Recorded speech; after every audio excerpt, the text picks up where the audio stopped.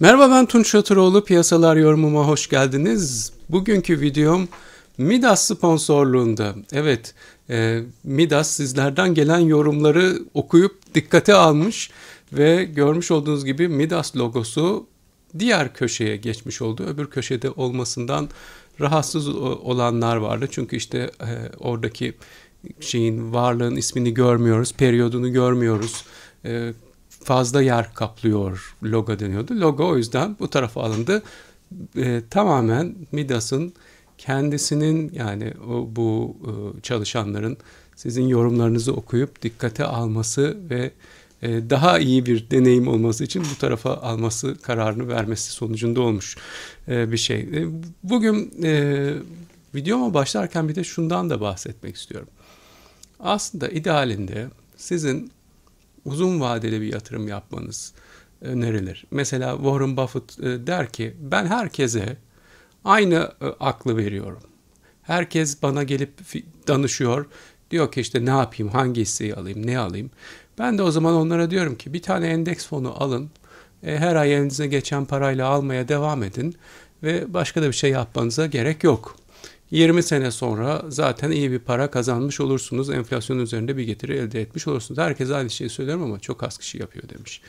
Yani aslında bu kadar basit, bu kadar tabii ki yani biraz daha böyle ayrıntılı açıklanabilir ama yani ana fikir olarak bu kadar basit. Yani endeks fonu alın diyor. Endeks fonu dediğimizde işte QQQ var, benim beğendiğim. QQQM var. O zaten daha az masrafı var QQQ'ya göre. Veya VOO var S&P 500 için. Öyle bir şeye alın, almaya devam edin. İşte her ay elinize geçen parayla alın diyor.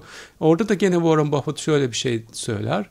İşte der ki harcamalarınızdan geriye kalan parayı yatırıma dönüştürmeyin. Önce yatırımınızı yapın, geri kalan parayı harcayın der. Bu da önemli çünkü böylelikle kendini de disipline ediyorsun, yani diyorsun ki işte ben her ay ne bileyim işte ayırabildiğim para işte $200, $300 neyse, yani işte kimisinin gelirine göre belki $1000. Yani önce onu diyor bir yatırıma dönüştür, geri kalan parayı harca diyor. O da güzel. Tabii burada şöyle bir şeye de dikkat etmek gerekir. Nedir bu? Temettü geliri olur. Bu VOO olsun ya da QQQM olsun, endeks fonu aldığınız zaman orada bir temettü geliri olur. O temettülerle de aynı hisseden almanız gerekir. Buna temettülerin yeniden yatırıma dönüştürülmesi diyoruz. Böylelikle daha çok, yani aynı hisseden, yani S&P 500 hissesi aldıysanız daha çok hisseniz olur. Daha çok hisse daha çok para getirir. Böyle hep bu temettüleri biriktirerek daha çok kazanırsınız. O yüzden de mesela getiri karşılaştırıyorsak, mesela S&P 500'de altını karşılaştırıyorsak S&P 500'ün getiri endeksiyle altını karşılaştırmanız. Çünkü S&P 500 temettü de ödüyor size. Ve bu temettüleri de yatırıma dönüştürmeniz lazım. Ve burada da sponsorumuz Midas'ın şöyle güzel bir uygulaması var. Orada bir hesap açtığınız zaman aşağıda açıklamalarda linki de var. Onu kullanarak hemen hesap açabilirsiniz. Ve yatırıma başladığınız zaman bu aldığınız şey VOO veya QQQM ise veya Borsa İstanbul'dan da bir şey almış olabilirsiniz. Temettüleri de yeniden yatırıma dönüştürebiliyorsunuz. Yani orada sadece bir seçeneği seçiyorsunuz ve temettüler de daha hesabınıza yatmadan yatırıma dönüşüyor. Nasıl oluyor?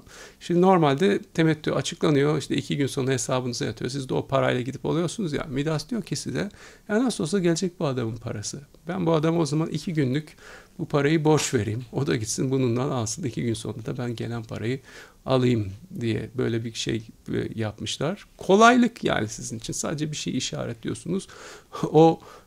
Onu da takip etmiyorsunuz. Yani paranız orada büyümeye devam ediyor. Çok güzel bir özellik bence. Otomatik olması bu tip işlerin gayet işi kolaylaştırıyor. Unuttum falan derdi yok. Çünkü ben çok şey duyuyorum. Temettü yatırımcısı olmuş adam temettüler gelince alıyor, harcıyor. O diyor havadan para geldi diyor. Halbuki onunla da yatırım yapması lazım. Unutuyor işte, veya havadan para geldi diye harcamak daha kolay oluyor. Mental accounting deniyor buna. Siz bir emek vererek, bir iş yaparak yahut işte ne bileyim bir yani ticaret yaparak bir para kazandıysanız onu harcarken 2 defa düşünüyorsanız, size bir bonus geldiyse, bir ikramiye geldiyse çalıştığınız iş yerinden yahut iyi bir satış yaptıysanız, böyle hesapta olmayan böyle bir şeyler, paralar geldiyse, o zaman daha kolay harcıyorsunuz. Çünkü o daha kolay kazanılmış para oluyor. Birçok piyangodan milyoner olmuş, yani milyon dolarlar kazanmış insanların 2-3 sene içerisinde bütün paralarını tüketip tekrar aynı hayata geri dönmelerinin bir sebebi de o. Yani piyangodan gelince para, yani değerini insan az biliyor ama onu elde etmek için çok çalıştıysanız daha zor harcıyorsunuz. Mental accounting. Mental accounting ile ilgili bir şey daha söyleyeyim. Bir kredi kartıyla alışveriş ederken daha kolay harcıyorsunuz parayı ama o cüzdandan o nakit parayı çıkarıp böyle saydığınız zaman, o zaman harcaması daha zor oluyor. Onunla ilgili de daha konuşuruz ileride. Böyle yani Midas'la siz de çalışmak istiyorsanız aşağıda açıklamalardaki linki tıklayarak hemen uygulamayı kurup çalışmaya başlayabilirsiniz. Şimdi bugün biraz erken yapıyorum videomu ama Borsa İstanbul'da baktığımızda bugün biraz yükseliş var. Zaten birkaç gündür satış vardı.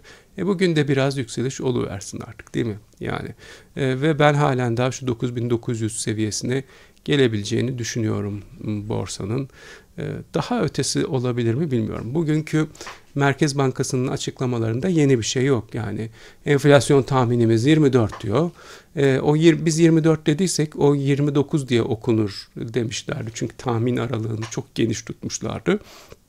Sene sonuna yaklaşınca tahmin aralığı daralır ama belirsizlik var, biz daraltmıyoruz dedi. Yani ben 24 diyorum ama siz onu 29 diye okuyun anlamında söylediğini düşünüyorum ben Doktor Fatih Karahan'ın. Bir değişiklik yok yani orada.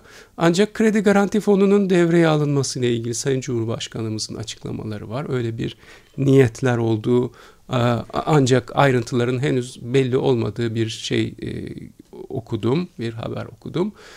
İşte tulumbaya su basmak lazım falan, öyle bir şeyler söylemiş.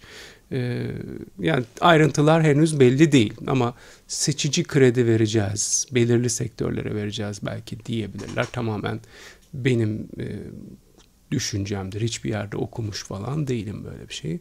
Bu genişlemeci olur tabii. Genişlemeci olması da enflasyonist olur. Enflasyonist ortamda borsaya bir miktar fayda sağlayabilir tabii ki. O kadar ama daha fazlasını bilmiyoruz şu anda. Ne zaman olacak, ne kadar olacak falan bilmiyorum. Yani sizlerden soru gelirse, ki gelir biliyorum ben, işte şu krediler de açılır mı, bilmem ne de olur mu falan bilmiyorum. Yani sadece bu kadar okudum. Siz de haberlerden bakabilirsiniz. Böyle Amerika'dan bahsedelim. Amerika'da dün bir ihale yapıldı. Hazine ihalesi yapıldı ve iyi geçmediği söyleniyor ihalenin. Ve Amerikan 10 yıllıklarda ve diğer şeylerde faizlerde de büyük bir artış görülmüş. Fakat Barron's'da şöyle bir şey var. Bir makale var ve orada diyor ki a relatively obscure area of fixed income market. Yani 20 yıllık hazine tahvili sabit getirili menkul kıymet pazarının içerisinde daha likiditesi az olan, daha az bilinen bir şeydir demiş. Yani burada da asıl yani karşılaştırma ölçütü olarak ya da benchmark olarak dediğimiz 10 year ve 30 yıllık önemlidir diyor ama 10 year 10 yıllık ve daha likittir ve daha yani yatırımcıların hükümete borç vermesini göstermede daha iyi bir göstergedir diye yazmışlar. Doğru, katılıyorum. Yani bu ihaleye bakarak hemen işte Amerika borçlanmakta zorlanıyor, yatırımcılar daha yüksek faiz talep ediyor demek doğru değil. Değil ama piyasada zaten hızlı yükselmiş olduğu için biraz satışlar gelmesini de bekliyorduk, değil mi? Dün o yüzden gelen satışlar bence çok da böyle hesapta olmayan, durup dururken olmuş falan bir şey değil. Bekliyorduk zaten. Geldi işte dün şu mavi gördüğünüz şey. Bugün günlükte hareketli ortalamanın üzerindedir. Bence sakin olun. Bir şey yapmayın. Durun. Yatay şu anda piyasa. Bir sıkıntı yok bence. Yani biraz geri gelirse bu, aşağı gelirse zaten kenarda kalmış olan, rally'yi kaçırmış olan fonlar alacak. Onlar almak için fırsat kolluyor. Yani burada bence hiçbir şey yapmaya gerek yok. Çok düşerse, elimizde de para varsa o zaman alırız. Ya da elimizde para varsa şu anda bekleyelim, almayalım. Kendi adıma konuşacak olursam ben bekliyorum. Yani benim elime para geçtikçe ben alıyordum, şimdi almıyorum. Şimdi bekliyorum. Nerede bekliyorum? Para piyasası fonunda bekliyorum ben. Alacağım ama. Yani biraz düştüğünü görürsem ben de o hedge fonlar gibi alacağım. Ama şu anda bekliyorum sadece. Nasdaq'ta da bugün biraz yukarı yönde bir hareket olduğunu görüyoruz. Aynı söylediğim şeyler Nasdaq için de geçerlidir. Yani bunlara yatırım yapan fonlar için de geçerlidir. Alayım mı diye hep soruyorsunuz. Hayır, almayın, bekleyin. Bugünlerde biraz böyle almayın, bekleyin sözünü benden daha çok sık duyacaksınız. Bitcoin'e geçelim. Bitcoin'de şöyle alın demiştik. 12 saatlikte hareketli ortalamanın üzerinde hem de şu 105.000 geçildi alın demiştik. Halen alınır mı? 109.000'e yaklaşınca almayın demiştik. 109.000'in geçilmesini bekleyin. 109.000'de geçildi. Alınabilir mi? Alınabilir. Bitcoin alınabilir. Bitcoin'de yükselişin devamını bekliyoruz. Ether'de tekrar 2620'nin üzerine geçerse alın demiştik. Geçti. Aldıysanız güzel. Ether'de de yükselişin devamını bekliyoruz. Ripple'da henüz almayın demiştik. Şöyle şu 2.43'lerin geçilmesini bekleyin demiştik. Orada negatif uyumsuzlukla orada geri geldiğini görüyorsunuz. Yani aynı şey 2.43 geçilince alınabilir. Şu anda Ripple alınamaz. Genellikle burada bana şey soruluyor. Ne kadar beklemeliyiz? İşte ben diyorum ki 4 saatlik. 4 saatlikte çıktığını görelim. Ama mesela o direnci geçmiş oluyor. 4 saat mum kapanmasına belki 15-20 dakika kala orayı geçiyor. İkinci mumda zaten yükseliş devam ediyor oluyor. O zaman diyor ki zaten bir tanesi yukarıda kapanmış. Şimdi o zaman ikincisine baktığım zaman da yukarıdaysa ben bu durumda alayım mı? O zaman bir zahmet grafiği açıp saatlikten bakarsanız, sayarsanız belki hemen yukarı çıkmış sonra aşağı gelmeye başlamış. Öyle bir şey de almayacaksınız değil mi? Ya da işte gelmiş biraz kalmış ama işte 4 tane o mumun yukarıda olduğunu, o direncin görüyorsunuz. O zaman alabilirsiniz. Yani bunun bir şeyi yoktur. Şöyle olursa kesinlikle kırıldı denir ve oradan alınırsa para kazanılır. Böyle olursa hayır işte bilmem ne para kaybedilir. Böyle bir şeysi yok. Garantidir diye bir şey yok. Yani biz daha hem hareketin başlamasına geç katılmak istemiyoruz hem de aldıktan sonra tekrar stop loss yapmak zorunda kalmak istemiyoruz. O yüzden yani 4 saatlik mantıklıdır bence ama kesin 4 saat böyle diyor diye bir şey yoktur. Bir diğer hususta özellikle aboneler ve bana işte diğer yazanlar için söylüyorum. Arkadaşlar pazarlık etmeyelim. Yani 4 saat dediysek 4 saat. Yani bir günlük saatlikten bakın. Günlükte 2 tane kırmızı mum görün dediysek günlükte 2 tane kırmızı mum gördükten sonra bir şey alın. Pazarlık etmeyelim. Yani çünkü pazarlık ettiğiniz zaman bu benim görüşümü değiştirmez. Ben aynı şeyi tekrar söylemek zorunda kalırım sadece size. Evet. Peki bundan sonra gümüşle devam edelim. Çünkü gümüşte bugün enteresan şeyler vardı. Şimdi gümüşte dedik ki şu siyah kırılırsa alım önereceğiz ama altındaki bu yükseliş, bu Amerika'daki istihbaratın İsrail'in İran'a saldırı yapacağına dair istihbarat edinmesine dair bir haber çıkmış CNN'de. Yani Amerikan istihbaratı İsrail'in İran'a saldıracağını bilgisini almış ve bu bir şekilde de CNN'in eline geçmiş. Yani kaynağı açıklanmayan kişiler tarafından CNN'e söylenmiş. Ve de tabii ki petrolde ve altında çok ciddi yükselişler gelmişti. Onunla birlikte Gümüşte de gördük ama ben dedim ki yani bak bu böyle bir şey olmayabilir. Yani İsrail vuracak diye her zaman söylenir. Yıllardan beri söylenir. Böyle bir şey olmayabilir. Çünkü burada Amerika, İran işte nükleer müzakereler sürüyor. Ve orada da İran pek yanaşmıyor bir geri adım atmaya. Burada belki yani masadan kalkma durumunda artık. Burada belki biraz daha İran'ı o masaya geri getirmek, anlaşması için böyle zorlamak için belki böyle bir haber yapılmış olabilir dedim. Tamamen kendi görüşüm yani kişisel fikrimdir. Yani bir şey özel bir bilgim yoktur bu konuda. Yani tekrar altını çiziyorum bunu. Tabii böyle olunca dedik ki yani altında ve petrolde bir yükseliş, Amerikan borsasında düşüş gelebilir böyle bir şeyden. Ve de tabii altın da düştüğü zaman gümüşü de aşağı çekiyor. Hatta gümüşe daha sert satışlar gelebiliyor. Şöyle işte baktığımızda şu siyahı geçerse alın demiştik. Dedim ki tamam geçebilir ama şu 33.66'yı geçip geçmeyeceğinden de emin değilim. Çünkü oradan da geri gelebilir. Bu hareket terse dönebilir yani. O zaman belki elinizdeki gümüş almak için ayırdığınız paranın yarısıyla alın. Diğer yarısıyla şu 33.67'yi geçerse alın dedim. Ve şu anda da gördüğünüz gibi oradan geçemediğini, geri geldiğini görüyorsunuz. Çok daha sert düşüşler olmakla birlikte 12 saatlikten işte burada bakıyoruz. Mesela saatlikte bakıldığında biraz böyle bir destekte buralarda bulunduğu görünüyor. Dolayısıyla yarısıyla aldıysanız bekleyin, almadıysanız da bekleyin 33.67 geçilsin diye. Yani umarım burası anlaşıldı, iyi anlaşıldı yani. Çünkü altın gümüş rasyosunda rasyonun gümüş lehine dönmesini beklediğim için gümüşte pek satıcılı tarafta olmak istemiyorum. Yani insanlara buradan satın gümüşü demek istemiyorum. Ve aşağıdan da 32'den de hep böyle destek buluyor.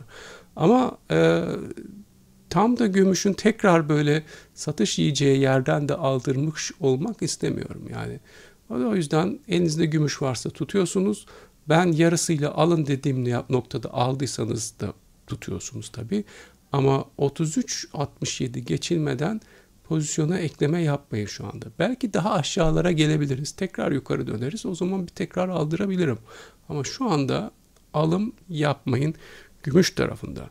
Peki altında, şimdi altında da söylediklerim belki tam anlaşılmıyor. Şu 24 Nisan'da dedik ki altında artık satalım. Çünkü bir süre bu piyasa yatay gidebilir. Uzun bir açıklamada yaptım ondan sonra. O videoyu da şurada yayınladım yani. Şu 6 Mayıs'ta bu kadar çıktı ya işte. O zaman yayınlamıştım yani. Ve ben o videoyu yayınladıktan sonra da şu 7 Mayıs'ta işte şöyle tekrar satışlar geldi. Yani şuralarda dedik yani buradan artık kârı cebinize koyun, kenarda bekleyin. Ve ben onu dedikten sonra dalgalandı. Yatay piyasa bekliyoruz dedik. Bakın halen daha yatay piyasadır. Yatay piyasa çünkü daha aşağılara geliyor. Yukarıda fazla işte şu düşeni kıramıyor. Tekrar aşağılara geliyor. Belki çok fazla aşağı gelmedi ama yatay piyasadır. Şimdi yatay piyasada yeni alım önermiyoruz dedik. Değil mi? Bitti. Peki biz bu parayla ne yapacağız diyorsunuz o zaman da. Ben de diyorum ki paranızı para piyasası fonunda değerlendirin. Kenarda duracaksanız para piyasası fonunda değerlendirin. Ama biz faize karşıyız diyorsunuz. O zaman altından çıktıysanız, faize de karşıysanız o zaman dolarda bekleyeceksiniz. Biz dolar da almak istemiyoruz. Biz faize de para koymak istemiyoruz. Biz dolar cinsi bir şeyden para kazanmak istiyoruz diyorsunuz. Mesela Amerika'da bizde dolar cinsi parayla bizdeki para piyasası fonuna benzer şeyler var ama yıllık %3-4 getiriyor. Yıllık %3-4 çok bir şey değil. 2 ay sonra, 1 ay sonra size şuradan altın alın dediğimiz zaman böyle bir para piyasası fonunda durunca paranızı zaten çok bir şey kazanmıyorsunuz dolar bazında. TL bazında kazanabilirsiniz ancak. Ben faize de karşıyım. Öyle katılım tipi bilmem para piyasası fonu da almam diyenler Dolar alacak. Dolar alırsak da makas çok yüksek. Biz ne yapalım diyorsunuz. O zaman belki şöyle bir şey yapabilirsiniz. İş portföyün TDG diye bir yabancı dış borçlanma araçlarından oluşan bir fonu var. Ama bu fonu aldığınız zaman da işte böyle satış emri verdiniz. Şu saati geçirdiniz, 2 gün sonra satılacak gibi de bir handikapı olduğunu biliniz yani. Çünkü o zaman yabancı borçlanma araçlarında duruyor para ve dolar artarsa da o da artmış oluyor ama o da faizdir. Hiç faiz olmasın diyorsanız siz bu doları yani doları alacaksınız ve bekleyeceksiniz. Alım satımda çok makas var. O zaman yardımcı olamıyoruz arkadaşlar. Yani altın aldınız, buradan 3.000 dolara bilmem nereye gelse veya daha aşağıya gitmiş olsa o zaman beni suçlayacaksınız. Ben biliyorum yani. O zaman yani böyle bir hassasiyetiniz de yoksa para piyasası fonunda durabilir. Rezervlerde şu anda bir sıkıntı yok. Yeniden artmaya başladı. İleride olur mu? Olsa da para piyasası fonundasınız ya da gecelik faiz deseniz bir günde olmaz yani. Bir gün, 2 gün, 3 gün, 5 gün, 10 gün neyse dayanır bu adamlar. Öyle hemen bak 50 milyar doları da sattılar, dayandılar o günden bugüne. Halen daha da satabilirler. Hem paraları var, hem swap yaparlar. Geçmişte eksi 60'a falan gitmiş. Yani ilelebet bu böyle gitmez zaten, biliyoruz yani böyle. Ama işte yani siz TL'den dolara dönecek zamanı bulabilirsiniz. Onu anlatmaya çalışıyorum. Yarın bir değerlendirmem olmayacak. Cumartesi günü kaldığımız yerden devam edeceğiz. Bugünlük de bu kadar.